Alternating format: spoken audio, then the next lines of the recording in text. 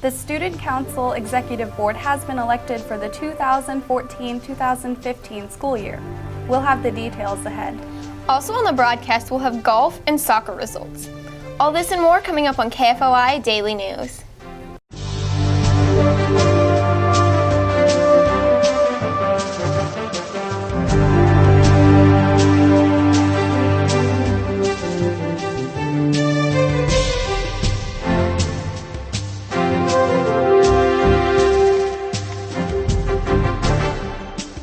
Good morning, Fort Osage High School. I'm Amate Boutte. And I'm Michaela Zimmer. Today is Thursday, April 3rd, 2014, and here are today's news and announcements. The election results are in for next year's Student Council Executive Board. Duron Fields will be your president and Chinya Wanamaker your vice president. The corresponding secretary is Jenna Frazier. The recording secretary is Sydney Van Fleet, and the treasurer is Kirsten Fuimano. Elections for Stuco class officers will be this Friday during lunch shifts. Please stop by the table and look over the list of candidates and vote. Students, if you want to know if you bought a yearbook, check the bulletin board outside room PA7 to make sure. If you have not, the cost is $60 until May 1st. Then the cost increases to $65 after May 1st. You can also purchase autograph pages for $1 starting on May 1st. Freshman Abigail Key received honorable mention for her original music composition at the University of Missouri-Columbia. Congratulations, Abigail.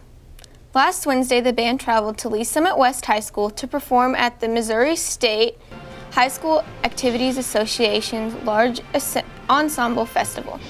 The symphonic band performed 2 pieces and received the highest ranking of exemplary. The wind ensemble also performed 2 pieces and received the second highest rating of outstanding. Both bands will be hosting their annual pie auction and spring concert on May 6th in the PAC.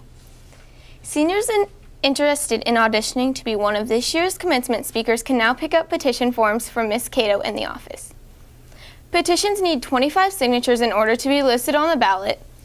Seniors must be a creditable school citizen, have a minimum of a C average for all 4 years of high school, been enrolled for 3 consecutive years at Fort Osage, and have good attendance. Students on early release or early graduation are not eligible. Petitions are due to the main office by 3 p.m. on Friday, April 4th. If you have any questions, stop by and ask Mr. Phelps in room 35. Now here's today's sports report.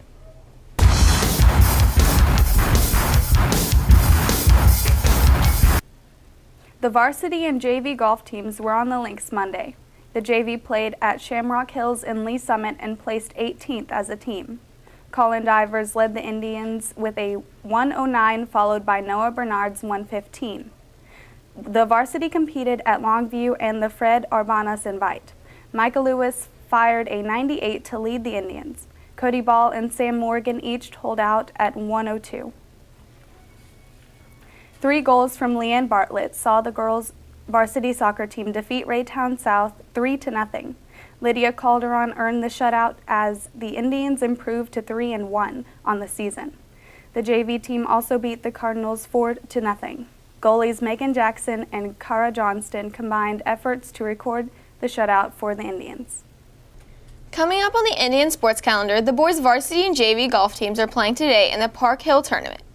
The JV baseball teams host North Kansas City this afternoon starting at 4 p.m., while the boys' varsity and JV tennis team travel to Lee Summit High School today to take on the Tigers at 4. All girls' soccer teams will host Oak Park today.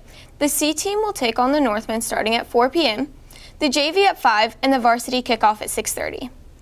Please listen for any game cancellations due to inclement weather over the school's public address system during passing periods. That's all we have for you today on KFOI Daily News. Thanks for watching and have a terrific Thursday.